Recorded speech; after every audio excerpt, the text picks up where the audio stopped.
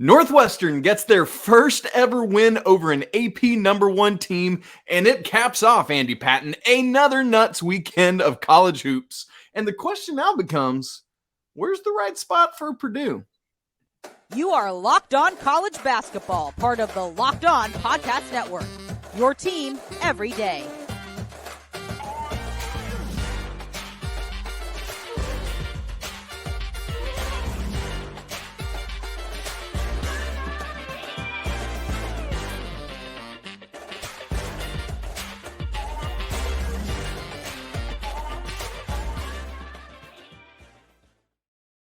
Hey, what's up? Welcome into Locked On College Basketball, the only daily national college hoop show out there. We are your hosts, Andy Patton. I'm Isaac Shade, and this episode is brought to you by LinkedIn. With LinkedIn Jobs, you can hire qualified candidates more efficiently by matching open roles with the people who have skills, values, and experiences to help you achieve your 2023 goals. So post your job for free at linkedin.com/lockedoncollege. Terms and conditions apply. Well, coming up on the show today, ACC officiating is having a difficult year, and we have an overflowing six-pack in our weekend roundup for you. But first, hey, we are less than an hour away from kickoff of the Super Bowl as we record this. I'm rocking a Kansas City Chiefs hoodie because I've lived here in Missouri 13 years. Figured I should probably get something. Andy, who's winning this football game?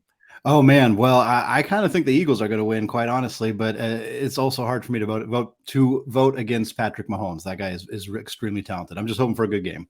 Absolutely. And, I'm going with the Chiefs because I'm rocking it. Of course, by the time you're watching and listening to this, one of us will be right and one of us will be wrong. Let us hear about it.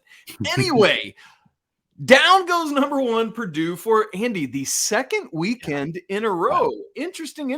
It's the second time in 3 games. They lost at Indiana last Saturday and then lost at Northwestern on a frankly sleepy Sunday afternoon. And so this means, Andy, that it's time for us now to take a look at their resume.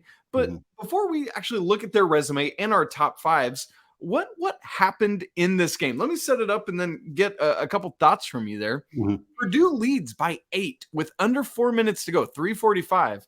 And then for that final couple minutes, Northwestern outscores Matt Painter's team 17-3. Purdue has 6 turnovers in the final 2 minutes and 7 seconds, 3 from National Player of the Year probable, Zach Edey, and then 3 from that backcourt of Braden Smith and Mr. Lawyer. Andy, we've wondered often about these freshman guards and how they are going to hold up as push comes to shove. Is this one of the first moments this season we've seen some cracks from them? Yeah, this is a fantastic team, obviously, and I don't think that this changes that necessarily. I think hats off to Northwestern for starters. That's a very good team. Right? Yeah, that's cool. Well on their way to making another NCAA tournament appearance, something that doesn't happen for this school all that often. I think they do deserve some praise here, some credit. But at the end of the day, freshman guards are a little bit volatile. And one of the things that has been the most impressive about this Purdue team all season long has really been the kind of unflappability of these freshman guards, the fact that they have continued to maintain success and that we haven't seen those cracks, and yes, they play through Zach Edey, and being able to play through a obvious front runner for National Player of the Year, a singularly dominant force in the way that Edey has been, it has certainly helped those guards. But I do think that you start to see, seasons are long, and it's not uncommon for freshmen to start to kind of struggle towards the end of the year. I think you look at a huge chunk of freshmen and start to see that pattern. And when you rely on multiple players, the way that Purdue does, the way that Matt Painter's squad has kind of done this year, they're really dependent on those guys to be pretty locked in and night out. And it's just not always going to happen. And Purdue's got to find ways to win in games when that doesn't happen. And in this situation, we're talking about a team that turned the ball over 6 times in the last 2 minutes. I mean, that cannot happen. Yes, 3 of them were by Zach Edey, and that is important. That is context there. Big men tend to, they're going to turn the ball over more when you run through them as much as you do. And so for Edey, I don't think 3 turnovers is a death sentence for him or anything, but you can't be doing that at the end of the game. And again, hats off to Northwestern. I think they played a really good game here. I think they took care of business against a Purdue team that I don't know that they were looking ahead necessarily, but it was a bit of a sleepy performance from them, and it bit them. And now we're looking at a team that's lost 2 of the last 3 games and has lost their stranglehold on the number 1 spot in the country. And before we even get to that national level, they've lost their stranglehold on the Big Ten picture. I mean, they've still got they've got a stronghold on the Big Ten picture, but it's no longer a stranglehold. Why? Because that 3-game lead now shrinks to 2 with Northwestern themselves, Indiana, both of whom just have beaten Purdue, and Illinois. All 3 of those teams only 2 games back in the loss column, with technically enough games left on the regular season schedule to overcome a lead such as that. And man, Indiana, who they're looking pretty good. They almost took an L on the road Saturday at Michigan, but were able to close it out. So that's just something to watch too, not only the national level, but also here in the Big Ten race. And so, Andy, you bring it up that the national level now, this is the second time in the last 4 weeks we've had number one unexpectedly lose on a Sunday afternoon. Houston lost to Temple a couple weeks ago. And we had this conversation last week after Purdue lost to Indiana, and we both, and clearly the AP voters as well, decided, Purdue, given their resume, should stay at number one. Is that still the case? No. I think they're still a very, very top tier team. And I think you could make a strong argument that they are one of the best, if not, you could make an argument that they're the best team still playing. They have 3 losses. They have a really pristine record. They have a lot of great wins, but I can't still have them at number one. And I think that by the time many of you are listening to this, you probably have already seen the AP results come out. And I would be very, very surprised if the AP voters still keep them at number one. Part of that is because AP voters tend to be pretty reactionary in terms of reacting to exactly what happened last week, as opposed to taking a fuller look. But I think if you do that with Purdue, a big picture look at their entire season, as well as their recent performances, it's hard to find an argument for them at number one. So I only bump them down 2 spots. I'll tell you that. I have them at 3. And I think I think that's probably where we're going to see them in the AP poll, right in that conversation. But I don't think they're going to get a whole lot of first place votes anymore. And I'm right with that. It's the exact same thing we said. I believe still firmly that there is this top tier of Alabama, Houston, and Purdue. I haven't changed my thought on that. I'm right with what you said. However, I have changed the order of it. Last week in my top 3, I had Purdue, Alabama, Houston. And so I've just shuffled. It's like the what is that run you do where the runner drops to the back and everybody else moves up one? That's what I've done here. Alabama, after, and we're going to talk about this in a little bit, but after a really strong performance at Auburn on Saturday, moves up to number 1 for me. And then you just slot Houston right up to number 2, and then Purdue slides in at number 3, because after them in my top 5, it's once again, like we said last week, where I feel pretty comfortable with that. And then it's just kind of, I'm good with whatever after that. I really, as I looked at this, I came down on Texas at 4, UCLA at 5, and ultimately Kansas at 6. But those were the 3 teams I was trying to decide on between those 2 final slots in my top 5. And I know I'm going to get some heat on that, because Kansas literally just beat Texas earlier this week. But that was at Fog Allen. It was only 8 points. And I think when I look at Texas's resume, I still right now, and what they're doing right now, would take them over Kansas neutral site right now. And so given that, and then given what UCLA has continued to do, I'm going Texas 4, UCLA 5, Kansas 6, and then just trailing off of that, Baylor, they are coming, watch out. And then Virginia and Arizona would round out like my top 9. What about you, Andy? Pretty similar. If you're going to catch flack for having Texas above Kansas, then so am I. I have the same thing. So last week, we kind of talked about this last week, I had Houston over Alabama. Yes, Alabama had that fantastic win over Auburn. They deserve a lot of credit for that, but I still have Houston number 1. So now, I still have Houston above Bama, which means that I now have the Cougs as the number 1 team in the country. I think you look at where they are in KenPom, the only team in the top 5 in offense, top 5 in defense. Yes, the schedule is different, and yes, Alabama beating Auburn is more impressive than the wins that Houston picked up. But I think this is the best team in the country. I really do. They're balanced. They have an incredible offense, incredible defense. I think this is going to be a really, really tough out when we get into the NCAA tournament. I have Bama second.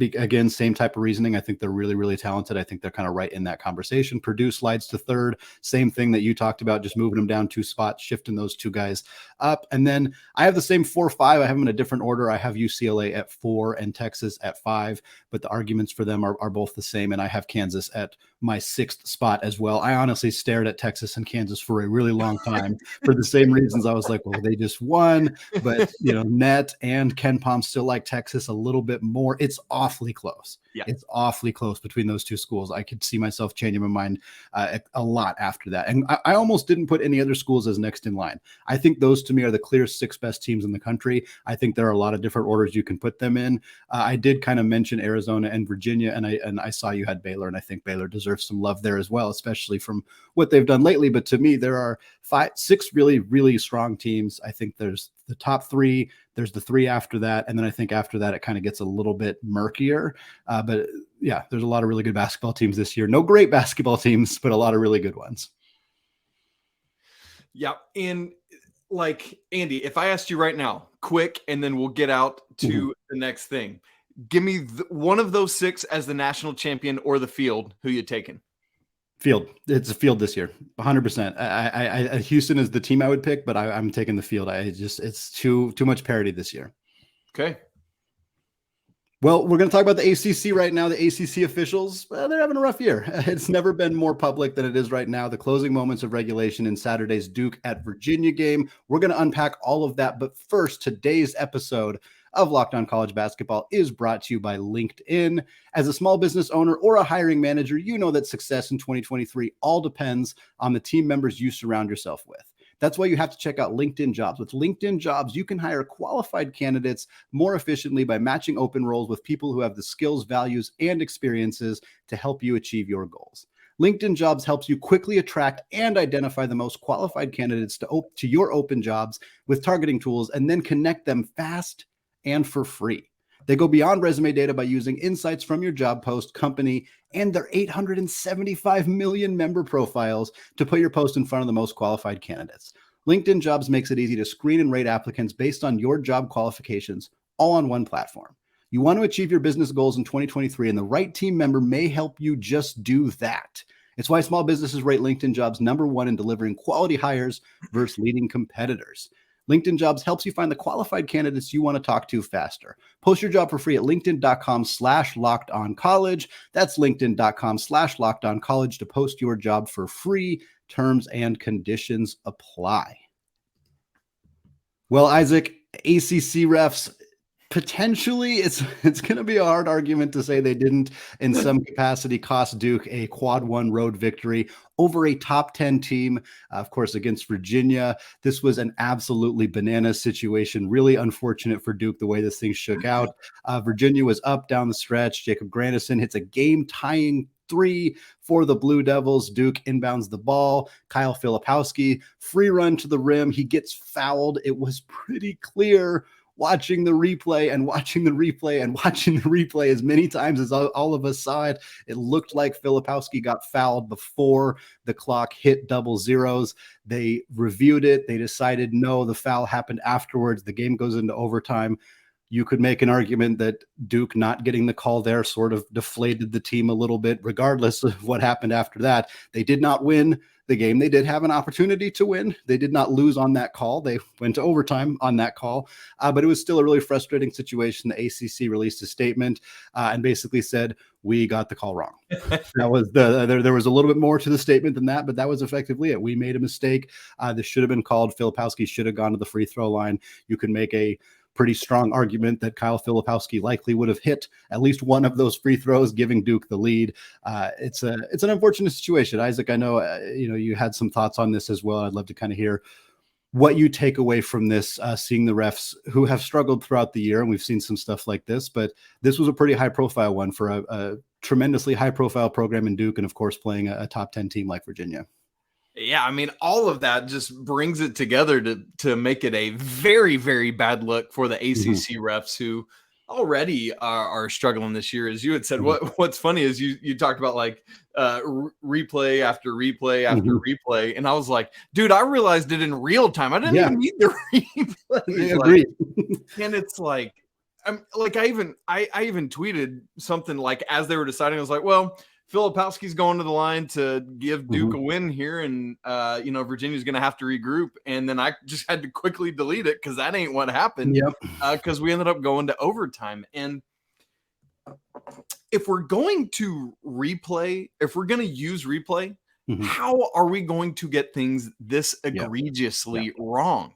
I don't see how the ACC can allow this, and that's great that you issue a statement, but basically they said, all right, that's it, that's all we're talking about, and we've talked to the refs, we've talked to both institutions, and if you're Virginia, it's like, cool, fine, we escape, yay.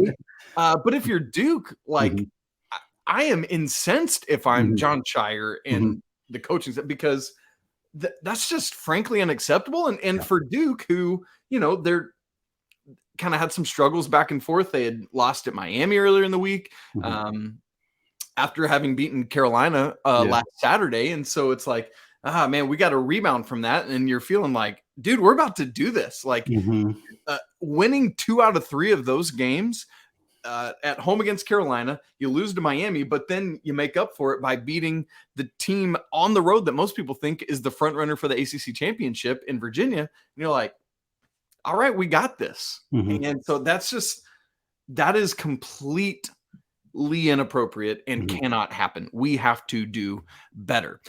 Not only this, Andy, but there was we might not have even should have seen this play, because there was some question about the timing of the count on the throw in for Duke. I went back and looked at it from the second Duke caught the ball until he actually passed it, and it was over 5 seconds. I got up to like I ran it a bunch of times, had just shy of 6 seconds. And it's weird because I went back and looked at the NBA rulebook and the NCAA rulebook, and we get completely different language on how that 5 second count's adjudicated. We don't need to mess with that right now because I don't want to take the time for it.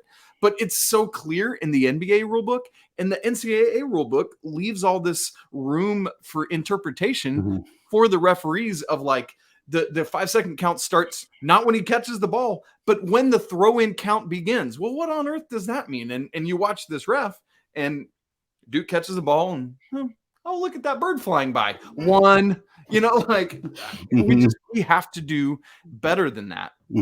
Xavier and Butler had an issue at the end of their game. I know that's getting outside of the ACC and into the Big East, but there was a kind of odd goaltending call. I mean, by definition, there was a goaltend, but it came after a block had occurred. And so I didn't think the goal, anyway, all of these things, this is not the lone issue on Saturday. And so, Andy, what the question becomes for us then is the situation, great, let's talk about it, let's pack it away and be done with it. But it's other issues. What has to change? Because certainly something has to change. I think we've got multiple things we could work on doing, but how do we get better so that this doesn't happen on one of the biggest stages in all of college basketball on Saturday? I think one thing that stands out to me, that you look at what the other professional sports are doing, and often with changes like this, you'll see college sports be a little bit behind what the pros are doing, and that makes sense. Obviously, it's a much significant amount of finances and money and things riding on professional sports that aren't necessarily riding on college sports. But one thing that has happened in the professional sports is that they have a different group of people who are watching the replays. It's not the same people. NFL, they have a booth. You have a different set of people who are basically checking it. I'm not in any way, shape, or form accusing these refs of not changing the call because they wanted to protect themselves. I don't think that that's what's happening here. But at the end of the day, in order to avoid anything like that, you should have an off-site person who is reviewing these calls. It could even be an in-house person, just a different person who is looking at these calls. I think that that's an obvious change that could help mitigate any concerns that people might have, because while I'm not making those accusations against the ACC refs, there might be people who are. Or certainly you're at least opening yourselves up to some of that criticism in a way where, hey, an independent person also looked at this review. And if both got it wrong, well, you still have issues that you need to figure out. Yeah, that's another issue altogether. But it seems to me like that's less likely to happen. In this situation, it felt like there was just a misunderstanding of the rules, which is also pretty problematic. That can't be continuing to happen. But I think that's an issue that needs to be addressed, that I think could be addressed in a relatively easy manner. I think accountability from referees, like again, the ACC basically said, we consider this matter closed. And it's like, well, you didn't really do anything. Like, I don't want these guys to be publicly fired and shamed necessarily, but there needs to be more than we conducted an internal investigation and we have decided that everything is fine. Like, that doesn't feel good enough when a team effectively, like almost as clearly as possible, got cost a game. Like, this is about as cut and dry as it's going to be, of like, they probably would have won had you gotten that call correctly. Like, it's pretty clear. Now, of course, they did have a chance to win still, and et cetera, et cetera. Sure, but like, that's a pretty big issue. And but you had the game won. You shouldn't have to re-win a game you won. Yeah, you shouldn't have had to play 5 more minutes. It shouldn't have happened. It shouldn't have come down to that. So I think that there needs to be more accountability, and whether that's referees answering questions post game, which is something that's been talked about, whether that's specific reporters getting more access to referee, like there's different ways that this could be handled. But I think ultimately, like, making sure the replay process is more airtight than it is currently, making sure that the rules are understood, which seems obvious, but apparently needs to be addressed, and then just potentially some more accountability. Those are starts, at least, to making this a bit smoother of a process. Hey, and start is better than the nowhere that we're at right now. And I'm not saying throw these guys up on the dais to have to answer every question that's lobbed at them. But like, if these 18 to 22-year-old players can handle it, why cannot the refs? Like, even if it's a AP reporter or like an agreed upon neutral reporter going to the referee's locker room and just, hey, could you unpack these couple calls or whatever it is? Another thing with the NCAA refs, I'll hit this and then we'll move on, is why can I know, like you said, it's a lot more money, but this is not they are not full-time in this role. These guys have other jobs. If we were to professionalize this thing, again, I know that's salaries, that's bonuses, that's healthcare and all that stuff. But if we put so much time and energy and effort into this, and people are, millions and billions of dollars, let's pay the refs. Okay, Andy, we are going to close today's show, as we do every Monday, with our 6-pack, which this week is overflowing with way too much suds. We need a towel to wipe it up or something. No way we can get to everything, but we got some great games to unpack. Andy and I'll give that to you as we do every Monday. But first, this episode is brought to you by Built Bar. You're looking for a delicious treat, but you don't want all the fat and calories? Then listen, you got to try a Built Bar. We just got through the holidays a month or two ago, and listen, I know my job is to eat a little healthier this year because, yikes, I didn't during the holidays. And if you're like me and you want to do that without compromising taste, then you got to try Built Bar, with which healthy is actually tasty. What makes it so good? Well, for starters, they're covered in 100% real chocolate. And check out these flavors. Churro, peanut butter brownie. Are you kidding me?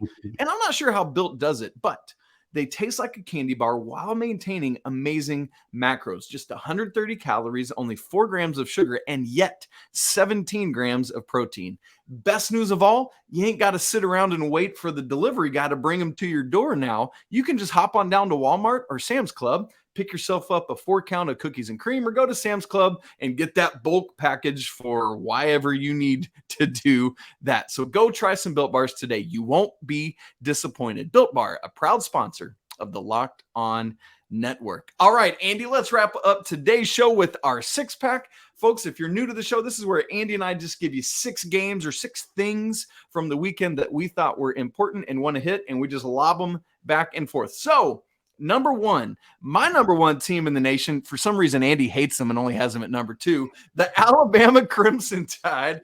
What are you doing to me, man? Alabama heads to Auburn and comes away with a 77-69 victory in a game that was a lot closer than that score indicates. And here's why, Andy, I really want to point this out. The narrative about Alabama is that what they do is bomb away from 3 and defend you well. And on days where they're off from 3, they're going to lose. I myself, hand up in the air, have said that variability could be their Achilles heel in the NCAA tournament. So what happens when they don't shoot well? They win 77-69 at their arch rival. Andy, Alabama only went 6 for 21 from beyond the arc. That's just 28.6%. Meanwhile, inside the arc, 23 of 28, 82.1%. That's going to get it done any day of the week. I don't care how poorly you're shooting from the 3-point line, as long as you're hitting your free throws as well. And that's what Alabama did. So for the second Saturday in a row, poor Auburn, there was a couple of iffy calls in the closing minutes. If I'm Bruce Pearl, I'm about as incensed as John Shire was on Saturday. But unfortunately for the Tigers, they do lose again. But for Alabama, they just keep right on rolling. Woo! Crimson Tide. That's my number one team, Andy Patton. Well, then the next game we're going to talk about here is Arizona losing at Stanford. It's crazy that this game ends up as part of the six-pack, but there was a lot to unpack this week. There was a whole lot we had to talk about. So the number 4 team in the country, Arizona, loses. I have labeled the Pac-12, as many others have, the conference of cannibalism, because this seems to happen every year where teams beat up on each other and hurt themselves in the NCAA tournament. Arizona obviously not in any danger of falling out of the field of 68. They're going to be fine, but in a weekend where Oregon beat USC, which seems to hurt their odds, and then lost to UCLA, and it's just a mess in the Pac-12. And Stanford going out outscoring Arizona 47-35 in the second half. This is not a particularly good Stanford team. They got real hot. All of their starters were in double figures, 10 of 18 from deep in this game. When you shoot 55% from 3, you got a pretty good chance of beating anybody. When you shoot 55% from 3 and you hold the other team's best player, a potential National Player of the Year candidate in Azuolas Tubelis, when you hold him to 4 points, you're probably going to win that basketball game. That's what happened for Stanford. Really nice win for that club. Tough loss for Arizona. They now have 4 losses in the Pac-12. None of them are to UCLA. None of them are to USC. That is not great. They have a loss to Oregon, loss to Washington State, Utah, and Stanford for a really, really solid team with a really solid resume. Oregon's not a bad loss, but the other 3, those are not great losses for Tommy Lloyd's squad right now. And that's what we've said is the key to win in the Pac-12. You got to beat all the other teams that aren't UCLA. And so by virtue of that, the Bruins now hold a 2-game lead in the Pac-12 standings. Andy, going back to the SEC, poor Tennessee, over the course of like 4 days, they lose on buzzer beaters twice, once at Vanderbilt midweek, and then this game against Mizzou on Saturday. And it was kind of a wild series of events where Mizzou had been leading for a lot of the game. Tennessee comes back, takes a lead, and then Mizzou just kind of hangs around. Tennessee misses a free throw, and they have one more with like 4 seconds left in the game. Lane violation. Mizzou, no timeouts. Run the ball up the court, just kind of heave up a prayer at half court. Boom, it drops, and down go the Vols for the second game in a row at the buzzer. Yikes, that's painful. And you might think, it's just 2 losses. But you think about it, with Alabama being 12-0 in SEC play, 8-4 is what Tennessee is. That's a lot different than 10-2 when you're trying to keep up and maintain ground, which, by the way, Texas A&M is also 10-2 in SEC play. Keep your eyes on that. And now, not only are you have you lost 2 in a row, you know what happens on Wednesday of this week, Andy Patton? The Alabama Crimson Tide are coming to Knoxville. This matchup that we've been waiting for all season long. I've been saying it the past week multiple times. Don't trust Tennessee. That defense is electric, but you never know what you're going to get from the offense. And we learned more about that in kind of heartbreaking fashion on Saturday. Well, this is a pretty long time into the podcast to talk about the Big 12 for the first time. I know that there are some people who might be happy that it's been a bit, but we got to talk about the Big 12. There's a lot of fantastic Big 12 action that happened over the weekend, as there pretty much always is with that conference because of how good every single team is. 2 Big 12 teams that are really making strong moves upward right now, the Baylor Bears and Oklahoma State, the Cowboys. The Bears started the season 0-3 in Big 12 play. I remember, Isaac, you had a great conversation with Drake Toll, the host of the Locked On Baylor Bears podcast, and he kind of said, I'm not that worried about it because the Big 12 is really, really good. Well, he shouldn't have been worried. He was right because they've won 3 in a row. They've won 9 of 10 since then. This is a really, really strong team. They're now tied for second in the conference with Kansas. Nice victory for them. 1 game behind Texas right now. And then the Cowboys beat Iowa State in Ames. Really nice victory for them, 64-56. They have now won 5 in a row and 7 out of 8. Again, They had a rough start as well. They were 1-4 to start Big 12 play. 7 out of 8. These two teams are absolutely rolling. The Cowboys tied for 4th in the Big 12 with Kansas State and Iowa State 2 games back. It is going to be an absolutely insane finish in the Big 12 this year. We're going to have to watch basically every single one of those games to see who's going to end up pulling out in that conference tournament. And I'm here for it, man. Oklahoma State has snuck up on me. Mm-hmm. Also, staying in the Big 12, going back to me for our 6-pack, Texas Tech gets their second Big 12 victory of the season, 71-63 over K-State. And boy, for Texas Tech, listen, anytime you can hold Marquise Noel down, you're going to be in good shape. Noel's just 1 of 10 in this one. Wildcats as a team, just 6 of 26 from deep. Neither team could hold on to the ball very well. Texas Tech won this game and had 18 turnovers, while Kansas State had 23. And so it's great for Texas Tech. We'll see if they can get a couple more wins. I love just to see that they keep battling, even though it's been a tough Big 12 season. We'll see what happens here moving forward. Final one from our 6-pack today, moving over to the Big East Conference. Creighton, 56-53 win over UConn. This was number 23 Creighton versus number 21 UConn. Close battle. Pretty ugly game, if we're being perfectly honest. Both teams shot under 40% from the field. I think the big issue for UConn was their guards just really struggled to score. Tristan Newton, Andre Jackson combined 4 of 15 from the field, combined 0 of 5 from deep, not knocking down their outside shots. Not knocking down any shots, quite honestly. I believe they shot like under 33% from the field in this one. I think these are two pretty evenly matched teams. They've both kind of had pretty wildly different trajectories in a lot of ways this season. Obviously, Creighton started the year out really highly regarded, had that 6-game losing streak, has been one of the best teams in all of college basketball since then. UConn, of course, climbed up to the top of the rankings, was one of the best teams in college basketball, has slipped considerably since then. I don't think that this loss impacts them all that much. Nope. Quite honestly, I think Creighton's a very good team. They were within 2 spots of each other in the rankings, so it's a pretty close matchup here. Close game. Neither team played particularly well. I don't see this as like a particularly devastating loss for UConn. You'd like to get the win, but these are still two really solid teams that are kind of right in the mix with Marquette and Xavier in the Big East right now. In fact, Blue Jays, Creighton are a half game back and in 3rd place right now in the Big East. We talked about how great of a fun it's going to be in the Big. It's going to be a great finish in the Big 12. It's going to be a great finish in the Big East as well. Watch out for these Blue Jays, folks. They coming. Squawk, little Blue Jays. I think that's a good enough note for us to end it on right there. Don't forget to check out the show on iTunes. Leave us a review there. Subscribe on YouTube. We always appreciate the comments, the likes, the shares, whatever it may be. We got a ton of fantastic content coming your way later this week. A bunch of stuff we didn't even get to. We haven't had an opportunity to talk about the very insane story happening at New Mexico State. We will follow up with that as we get more information. Stuff is coming out live right now as we're talking, so we'll break that down. We'll talk about Kentucky and their, of course, losses over the week. The loss to Georgia this last week as well. So tons more great stuff coming your way later this week. Check us out wherever you get podcasts. Find us on YouTube as well.